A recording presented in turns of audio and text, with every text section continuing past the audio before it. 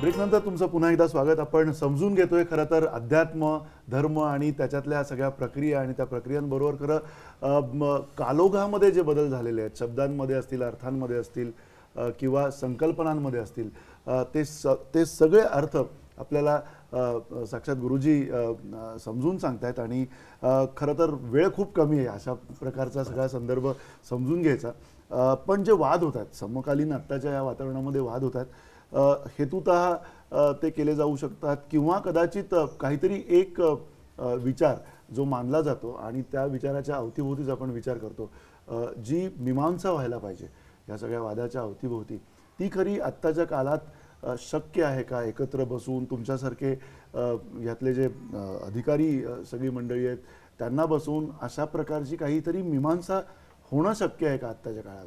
खरं पाहताना काय पहा की धर्म असो, अध्यात्म असो, काय वाटेल ते एक साधं पान आहे, ते मला आवडलं, असं सुंदर आहे म्हणून मी ठरवलं की अरे फार छान दिसलं, उद्या येऊन काढू. तर दुसऱ्या दिवशी ते पान तसं नसतं. फूल आहे ते उमलतं तेव्हा उमलतं तसं तसं. तुम्ही म्हणलं की अरे वा काय आहे, काढ रे ते घरात नेऊन ठेव, ते ठेवल्या ठेवल्या फूल तर बदललेलंच असतं. तर असं जे हे बदलणारं विश्व आहे, नाना तऱ्हेचे नवीन तारे सापडले, नवीन ग्रह सापडले, नवीन नवीन संकल्पना येतात आहेत.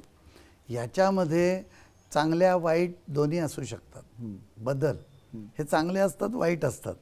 ज्याला ज्याचं कल्याण हवं आहे, ज्याला ज्याला जे परवडणारे आहे, मानवणारे ते त्यांनी घ्यावं. आणि एखाद्याला असं वाटलं की काय हरकत नाही, शेवटी एखादा जो क्रांतिकारी असतो ना, त्याला माहिती असतं की नंतर फाशी देतील. फाशी देणं त्या कोणालाच आवडत नाही, त्याच्या नातेवाईकांना नाही, कोणाला नाही. पण तो म्हणतो मला त्याच्यात आनंद आहे. पण का तो असं म्हणतो? कारण त्या एकट्याच्या फाशीमध्ये करोडो लोक सुखी होणार असतात. आणि त्याला कळलेलं आहे, तो खरा आध्यात्मिक आहे मनुष्य, की लोकांच्या सुखात माझं सुख आहे हे ज्याला पटलेलं आहे ना, तर तोच हे करू शकतो, मरणाला समोर जाऊ शकतो. नाही तर जाणार कसं? तर हे एक्सेप्शन झालं. पण बाकी सर्वसामान्यपणे जीवन व्यवस्थित चालावं, प्राणशक्ती ओतप्रोत मिळावी ही प्रत्येकाला कल्पना आणि त्या दृष्टीने विचार करायला पाहिजे, नाही का? तर आपल्याला हे लक्षात ठेवायला पाहिजे की चांगलं वाईट आणि हे आता ही जी वादविवाद काय आहेत किंवा धार्मिकता म्हणा, आध्यात्मिकता, ती सगळी जीवन सुखी करण्यासाठीच वापरायला पाहिजे. आणि हे मस्त सगळं जग बनवलेलं आहे, अप्रतिम आहे विश्व. त्यातला जेवढा आनंद लुटता येईल तेवढा लुटायचा आहे. पण तो आनंद लुटताना एवढासा आनंद त्यासाठी भलताच पेमेंट करायला लागू नये.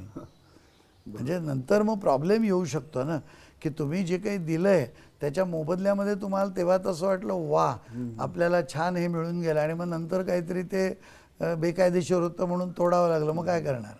तेव्हा हे शास्त्र सुचवतं.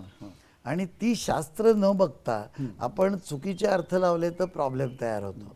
तरीसुद्धा आता सध्या म्हणतात येत ना, पुरुषसूक्त नको आहे, सर्वानुमते एकत्र बसा, चुकीची आर्ग्युमेंट करायची गरज नाही की नको आता बदलू, गाणं लावू सिनेमाचं ना, काय बिघडतंय?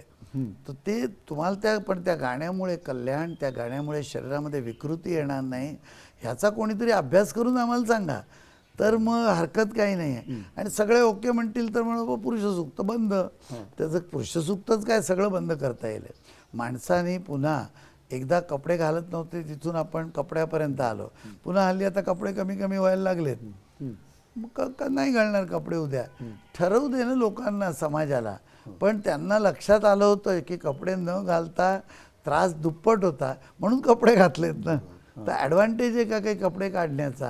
ॲडव्हान्टेज एकच की दुसऱ्याचं लक्ष वेधून घेता येतं.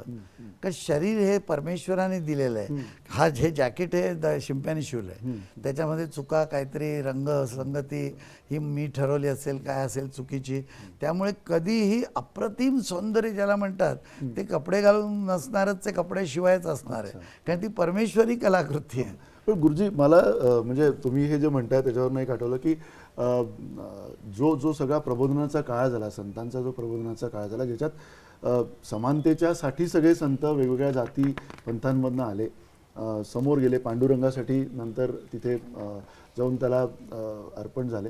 पण या सगळ्या संतांच्या शिकवणीमध्ये एकीकडे माणुसकी होती, जातपात विरोधी त्यांचं सगळं सांगणं होतं.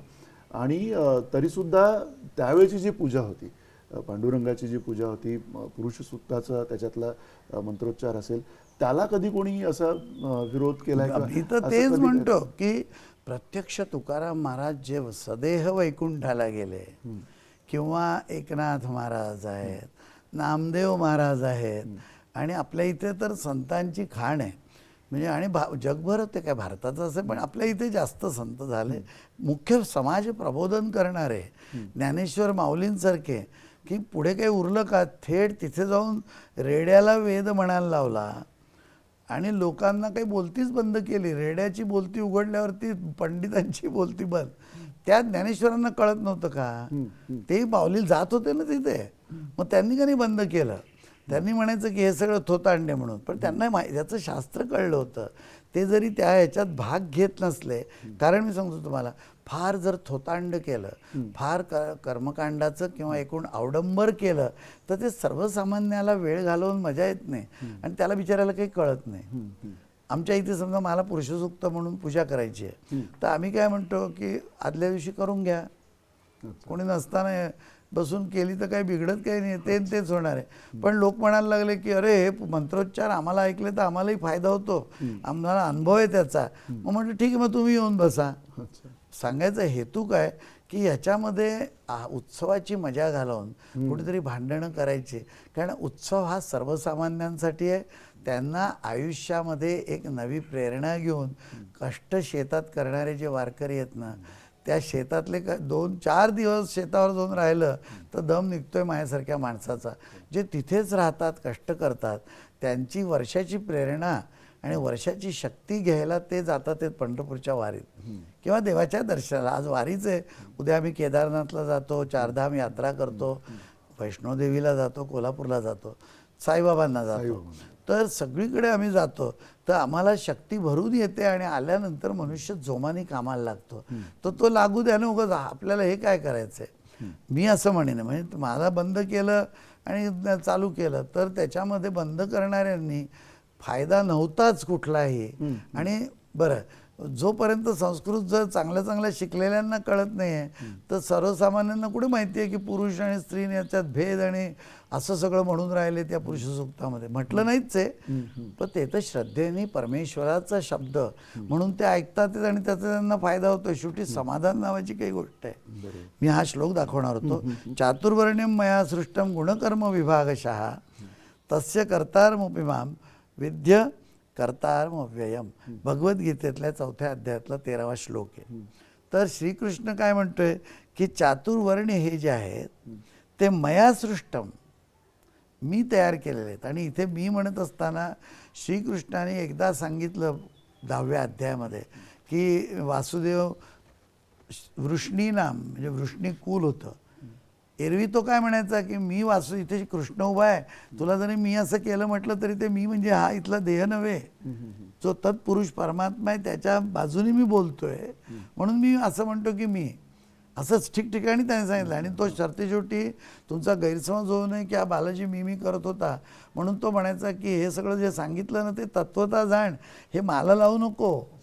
एकाच ठिकाणी म्हणला की मी वृष्णीनाम वासुदेव होस्मी, म्हणजे वृष्णी कुलातला जो वासुदेव आहे तोही मी देवच आहे, असं म्हणतलं एका वेळेला 10व्या अध्यायामध्ये. तर इथे 4थ्या अध्यायामध्ये चातुर्वर्ण्य मया सृष्टम, जो परमात्मा पुरुष आहे तो म्हणतो मी चातुर्वर्ण्य तयार केले गुणकर्म विभागशः, म्हणजे डिपार्टमेंटल वाईज.